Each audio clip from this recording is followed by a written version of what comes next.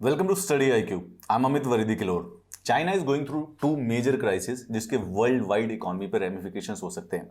First वाला आपने सुना होगा, Evergrande crisis.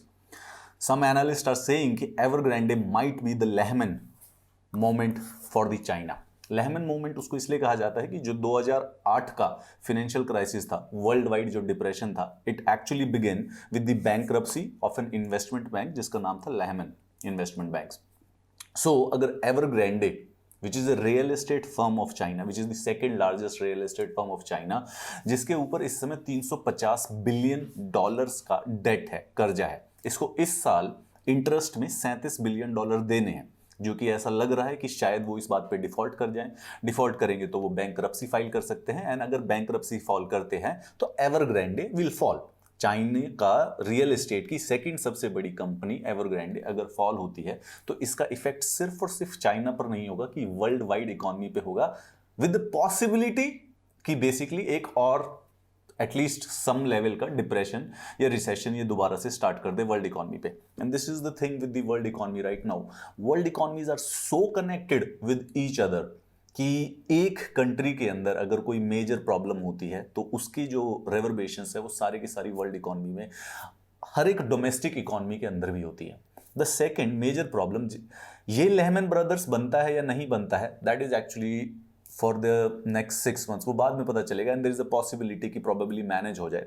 But a bigger problem which is brewing in China is related to the Chinese energy crisis, जिसका actually में effect और जो रेमिफिकेशंस हैं वर्ल्ड के ऊपर वो डेफिनेटली आने वाली है। चाइना इस समय एक सीवियर एनर्जी क्राइसिस फेस कर रहा है, which will compound supply chain whose, और जो ग्लोबल रिकवरी है उसको भी डिरेल कर सकता है। कोविड-19 की वजह से, पैंडेमिक की वजह से जब पूरा का पूरा वर्ल्ड अंडर लॉकडाउन गया था, आफ्टर 2-3 मंथ्स जब लॉकडाउन खुलने लगा तो जो वर्ल्ड की जो सप्लाई चेन्स थी इकोनॉमी की, वो कंप्लीटली डिस्टर्ब हो चुकी थी। Since 1 year it has been time कि वर्ल्ड इकोनॉमी वापस रिकवर करने की कोशिश कर रही है, लेकिन उसके बावजूद भी जो सप्लाई चेन्स की जो प्रॉब्लम्स एक बार बिगिन हुई थी वो अभी तक सही नहीं हो पाई है। अगर आप न्यूज़ करंट अफेयर्स पढ़ रहे हैं तो आपको पता चलेगा कि वर्ल्ड में इस समय सेमीकंडक्टर्स की कमी चल रही है, जिसकी वजह से ऑटोमोबाइल्स यानी कि गाड़ियां, जिसके अंदर वो एक महत्वपूर्ण पार्ट होता है सेमीकंडक्टर्स का, गाड़ियां डिले हो रही हैं, गाड़ियां कम बन रही है, जिससे इकोनॉमिक रिकवरी में भी समय लग रहा है, एंड उसकी वजह से इन्फ्लेशन भी बढ़ रही है। This is only related to one, automobile manufacturers, but supply chains के जो प्रॉब्लम्स है वो इकोनॉमी के हर एक फेसेट्स को असर कर रहे हैं। तो सप्लाई चेन की प्रॉब्लम्स पहले से चल रही हैं, ग्लोबल रिकवरी होने में प्रॉब्लम्स आ ही रही है, उसके ऊपर अब जो चाइना का एनर्जी क्राइसिस है वो इन दोनों प्रॉब्लम को और भी ज्यादा एग्जैबरेट कर सकता है। रिसेंटली क्या हुआ कि चाइना के 31 प्रोविंसेस हैं टोटल, अगर आप इसे काउंट करेंगे तो XJ XZ QH SC, total 11 state हैं, 31 स्टेट हैं, उसमें से 20 प्रोविंसेस में उनको किसी न किसी प्रकार का पावर लॉस हुआ है। वहां पर जो भी इंडस्ट्री थी कहीं ना कहीं प्रकार से उन्होंने प्रोडक्शन बंद की है, कई बार कई कई पूरे पूरे घंटों तक।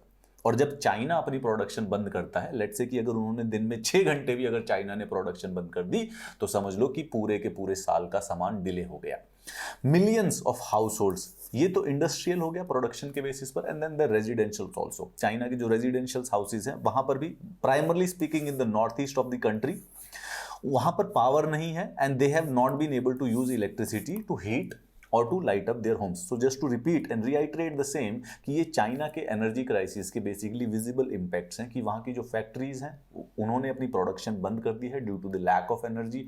वहाँ पे जो रेजिडेंशियल हाउसेज हैं वहाँ पर हीटर्स या एसीज बेसिकली इस समय चल नहीं रहे हैं। नॉर्थ ईस्ट ज़्यादा बुरी तरह से अफेक्टेड है। द लार्जेस्ट इंडस्ट्रियल प्रोविंसेस में कट्स हैं, जैसे जैसे वो सप्लाई चेन से बाहर निकलने की कोशिश कर रहे थे उसके साथ साथ अब दोबारा से प्रोडक्शन बंद होना स्टार्ट हो गई है। द रीजन बीइंग, इसका बहुत ही सरल सप्लाई और डिमांड का रीजन है। ग्लोबली सवाल ये है कि जो कोल प्राइसेस हैं और नेचुरल गैस प्राइसेस हैं, उनके जो प्राइसेस हैं वो पिछले 1 साल में बहुत ही ज़्यादा राइज हो गए हैं। अगर आप स्क्रीन पर देखे हुए ग्राफ देखेंगे तो ये 2020 में नेचुरल गैस का प्राइस था, and right now this is this, यानी कि 5, 6, 10 डॉलर से बढ़ के अब 60 डॉलर से भी ऊपर हो चुके हैं नेचुरल गैस के प्राइसेस। इतना डिजास्ट्रस, इतना ट्रिमेंडस अगर इंक्रीज किसी भी फ्यूल प्राइस में हो जाएगा, सो यू कैन अंडरस्टैंड कि बेसिकली एनर्जी क्राइसिस आना ऑटोमेटिकली लॉजिकल बनता है। पॉलिसी मेकर्स जितने भी हैं, पॉलिटिशियंस हैं, उनको दिख गया है कि अभी अगर एनर्जी इलेक्ट्रिसिटी अगर क्रिएट नहीं कर पाए, क्योंकि नेचुरल गैस के प्राइसेस ज़्यादा हैं, कोल के प्राइसेस ज़्यादा हैं, तो उसकी वजह से आने वाली जो विंटर्स हैं जिसमें बेसिकली बहुत ज़्यादा कंजम्पशन की ज़रूरत पड़ेगी, रेजिडेंशियल्स घरों में भी ज़रूरत पड़ेगी, वहाँ पे बहुत सारे लोगों को काफ़ी सारी सी प्रॉब्लम फेस करनी होगी। अब specifically nothing happens in a vacuum. World economy इस प्रकार से ऐसी हो चुकी है कि कुछ भी वैक्यूम में काम नहीं करता है। एक कोने में वर्ल्ड के अगर कुछ इफेक्ट होता है तो वो दूसरे में भी इफेक्ट डालता है। इसका मतलब कि जो ये चाइना का एनर्जी क्राइसिस है, this will not only effect China, it will have so many complex set of causes and effect जिसका हमें अंदाजा नहीं है।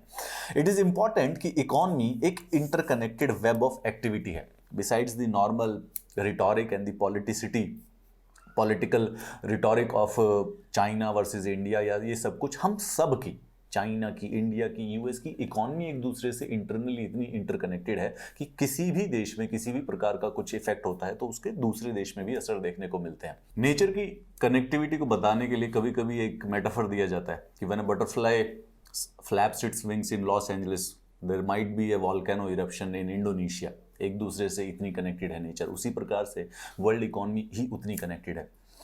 It is not even metaphor, it is actually true कि अगर शंघाई में कोई ट्रक का एक्सीडेंट हो जाता है तो आपका आईफोन 2 दिन लेट हो सकता है। अगर चाइना के नॉर्थ ईस्ट में कोई ब्रिज गिर जाता है तो समझ लीजिए कि आने वाले महीने में फैब्रिक का या फिर शर्ट्स के प्राइसेस इंक्रीज हो जाएंगे 5% से। इस प्रकार से कोई एक सेमीकंडक्टर फैक्ट्री अगर चाइना में बंद हो जाती है तो आपकी टोयोटा या महिंद्रा की या फिर मारुति की गाड़ियाँ 5% महंगी हो जाएंगी, या फिर आपने जो गाड़ी ऑर्डर की थी, बुक की थी, जो कि दिवाली तक आनी थी, वो बेसिकली न्यू ईयर पे आएगी। इतना इंटरकनेक्टेड हमारा इकॉनमी इस समय है। अब चाइना का जो ये क्राइसिस है, एनर्जी का crisis, this is particularly and specifically related to coal. ठीक है, कोल दो थोड़ा आजकल एनवायरमेंटलिज्म की वजह से it is not so much in the vogue, उसके बावजूद भी large section of the electric power is basically generated through the कोल।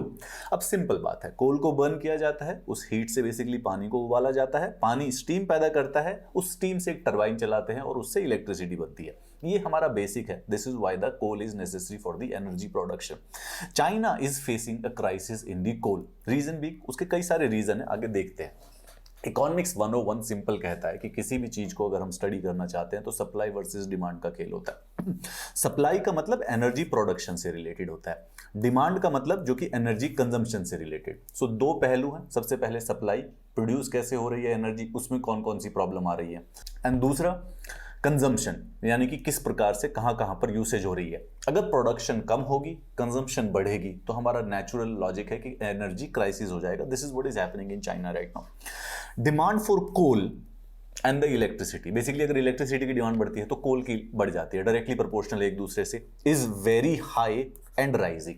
क्यों? क्योंकि कोविड-19 की वजह से जो सारी चीजें बंद हुई थी वो धीरे धीरे वापस खुल रही हैं, तो वो जो रिकवरी तेजी से होने लग रही है उसी की वजह से इलेक्ट्रिसिटी की डिमांड भी बहुत ही तेजी से बढ़ रही है। And resulting impact on the goods manufactured in the China is one key driver. China is called and considered as the factory of the world. तो जैसे जैसे रिकवरी तेजी से हो रही है इकोनॉमी की, चाइना की इकोनॉमी जितनी तेजी से ग्रो कर रही है उतनी ही ज्यादा डिमांड की तरफ से, यानी कंजम्पशन इलेक्ट्रिसिटी की ज्यादा बढ़ रही है, and hence the demand of the coal is also increasing. Domestic residential coal powered electricity demand is also above. अब एनवायरमेंटल इशू भी आ जाते हैं। इस बार जो चाइना में है, on an average summers were very high, summers के जो टेम्परेचर्स थे वो हाई थे, जिसकी वजह से वहाँ पे इलेक्ट्रिसिटी की डिमांड ज़्यादा रही क्योंकि लोगों को एसी ऑन करने थे, और lower than normal hydro electric production. और जो हाइड्रो इलेक्ट्रिसिटी, जो पानी से जो इलेक्ट्रिसिटी प्रोड्यूस की जाती है, वो फॉर सर्टेन रीजन्स बेसिकली कम थी। तो अब हम किस प्रकार से देख रहे हैं कि कंजम्पशन बढ़ी जा रही है कोविड रिकवरी की वजह से, एनवायरमेंटल के इश्यूज की वजह से। समर ज़्यादा थी, समर ज़्यादा गर्मी कर गई तो इसलिए एसी ज़्यादा चलाना था, तो इलेक्ट्रिसिटी की खपत ज़्यादा बढ़ गई, इसकी वजह से इलेक्ट्रिसिटी की डिमांड बहुत ही ज़्यादा बढ़ गई। सप्लाई की साइड से अब डिस्कस करते हैं। ये तो हो गया कि कंजम्पशन बढ़ रही है। सप्लाई में चाइना में क्या क्या प्रॉब्लम फेस कर रहे हैं, प्राइमरली वो 4 फेसेट्स हैं। सबसे पहले कोल के शॉर्टेजेस हैं, दूसरा इंपोर्ट रिस्ट्रिक्शंस, तीसरा यूटिलिटी प्राइस फिक्सिंग, चौथा सीसीपी एमिशंस टारगेट्स। कोल की शॉर्टेज है, कोल की इंपोर्ट पे चाइना ने रिस्ट्रिक्शंस लगा रखी हैं। यूटिलिटी प्राइस फिक्सिंग मतलब कि इलेक्ट्रिसिटी के प्राइसेस फिक्स होते हैं, अगर रॉ मटेरियल के प्राइसेस भी बढ़ते हैं चाइना में, तो कंपनियां जो है वो इलेक्ट्रिसिटी के प्राइसेस एक्स्ट्रा नहीं ले सकती हैं कंज्यूमर से, जिसकी वजह से प्रॉब्लम होती है। और खुद चाइना के जो एमिशन टारगेट्स हैं 2003 तक, उसकी वजह से कोल से इलेक्ट्रिसिटी बनाना उनके लिए बहुत ज्यादा रिक्वायर्ड या फायदेमंद नहीं है। एनहेंस इन चारों को पहले पहले देखते हैं। सबसे पहले आता कोल शॉर्टेज। चाइना ग्लोबल की coal supply has been constraint. कोविड-19 की वजह से पूरे के पूरे विश्व में जितनी भी कोल माइंस थी उनको भी बंद कर दिया गया था, जिसकी वजह से उतना कोल प्रोड्यूस नहीं हुआ लास्ट ईयर जितना कि चाइना को जरूरत था।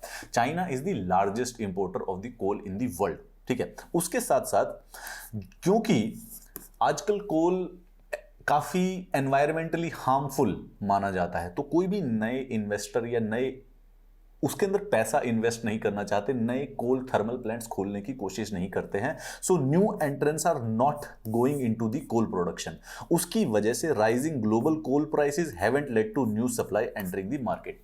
तो कोल बंद हुआ क्योंकि कोल की माइंस बंद थी। नए एंट्रेंस उसके अंदर प्रोडक्शन के लिए एंट्री नहीं कर रहे हैं क्योंकि ये पीआर प्रॉब्लम काफी सारी कर देता है। कोल के प्राइसेस इंप्रूव होते रहे, इंक्रीज होते रहे, लेकिन नया कोल मार्केट में एंट्री नहीं किया, जिसकी वजह से पूरे के पूरे विश्व में एक प्रकार से कोल शॉर्टेज हो गई है, जिसका सबसे इंपैक्ट होता है चाइना को, क्योंकि चाइना का इंपोर्ट सबसे ज्यादा है।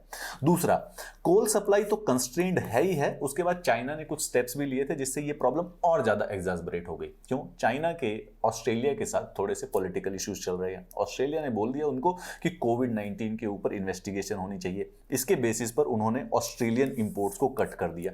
अब ऑस्ट्रेलिया बहुत ज्यादा कोल एक्सपोर्ट किया करता था चाइना को, तो सबसे पहले वहां पर उनके पास कोल की कमी आ गई। उसके बाद साथ साथ मंगोलिया के साथ भी कुछ करप्शन से रिलेटेड क्रैकडाउन है, तो उन्होंने जो मंगोलिया से कोल इंपोर्ट करते थे उसके ऊपर भी बैन लगा रखा है।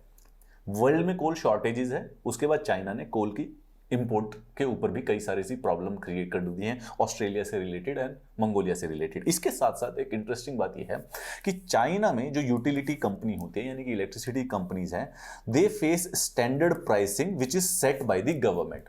यानी कि अगर उनके रॉ मटेरियल का प्राइस बढ़ता है तो वो उसके अकॉर्डिंगली इलेक्ट्रिसिटी का प्राइस नहीं बढ़ा सकते, क्योंकि इलेक्ट्रिसिटी का प्राइस फिक्स्ड है गवर्नमेंट के द्वारा। अब जो इलेक्ट्रिसिटी कंपनीज होती हैं उनके लिए एक्चुअली में फायदा की बात ये होती है, क्योंकि वो प्राइस तो बढ़ा नहीं सकते हैं, तो वो क्या करते हैं कि वो प्रोडक्शन ही खत्म कर देते हैं।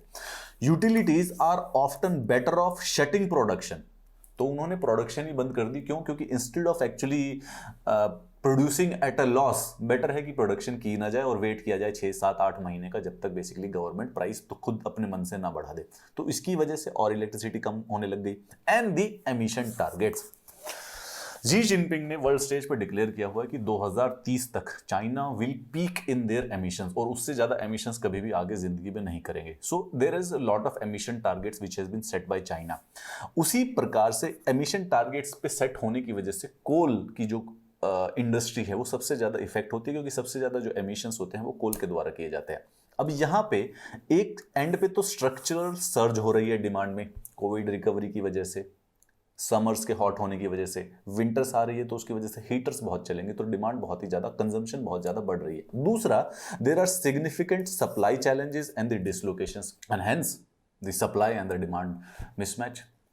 नेट इंपैक्ट क्या हुआ कि पूरे के पूरे चाइना में एनर्जी शॉर्टेजेस हैं, जिसकी वजह से प्राइस इंक्रीज हो रहा है। और ये जो प्राइस इंक्रीज है will only not be limited to China, it actually ये पूरे के पूरे वर्ल्ड को इफेक्ट करेगा। इसके इन्फ्लेशन के इफेक्ट्स पूरे वर्ल्ड पे आएंगे and production delays.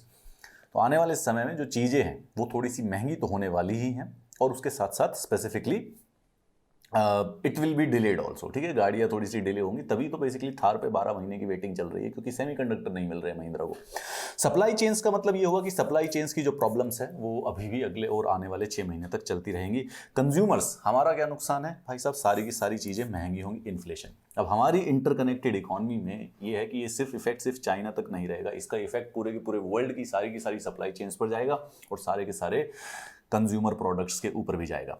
The interesting thing out of this is that कि चाइना अपने जो यूटिलिटी प्राइसेस है उनको गवर्नमेंट फिक्स करके रखती है। And while I was researching for it, I came to know कि they do not want to increase। Government ने कई 6-7 महीनों से प्राइस को इंक्रीज नहीं किया है, ये कहकर कि अगर प्राइस यूटिलिटी के प्राइसेस इंक्रीज कर देंगे तो इन्फ्लेशन बढ़ जाएगी, अगर इन्फ्लेशन बढ़ेगी तो इससे सोशल अनरेस्ट आ जाएगा, और इस समय लोगों को इन्फ्लेशन का भार नहीं देना चाहिए, which is so opposite 180 degree to Indian government, क्योंकि Indian government has been consistently from last 6 months increasing the prices of the petrol and diesel, जो कि 110-100 रुपए के डीजल लीटर हो गया है, जिसका इफेक्ट, जो इन्फ्लेशन का इफेक्ट है, सिर्फ और सिर्फ कॉमन मैन पे पड़ रहा है. But however government is actually kind of not worried and neither is basically addressing that problem. By the फरवरी 2021 से लेके अक्टूबर 2021 के बीच में पेट्रोल का प्राइसेस इतना बढ़ चुका है कि government is taking at least 10,000 rupees extra from every family. आपका जो खर्चा है, जो कि अक्टूबर में होगा जब 70 रुपये का पेट्रोल था, और अब जब 100-110 रुपये का पेट्रोल है, तो वो खर्चा सिर्फ पेट्रोल पर नहीं लग रहा है, सिर्फ गाड़ी के पेट्रोल पर नहीं, everything actually runs on diesel. तो सारी की सारी चीज़ों के जो प्राइसेस बढ़ गए हैं, टैक्सेस उनके ऊपर जो बढ़ गए हैं, आपका जो खर्चा था अगर महीने में जितना था उसमें कम से कम आप उसी अप्रॉक्सीमेट, उसी प्रोपोर्शन में अगर इंक्रीज करेंगे तो आप इस समय 5,000 से लेकर 15,000 तक एक्स्ट्रा पे कर रहे हैं गवर्नमेंट को. यानी कि जो एनुअल सेविंग्स थी मिडिल क्लास की अप्रॉक्सीमेटली 1 से 1.5 लाख, वो अब गवर्नमेंट पेट्रोल के टैक्सेस में ले रही है. वियर्ड. चाइना का जो एनर्जी क्राइसिस है, it is going to have a huge effect. Economy के अंडरकरेंट्स को फॉलो कीजिएगा. This is the Telegram channel that you shall join to know all upcoming stories about China energy crisis. Have a nice day.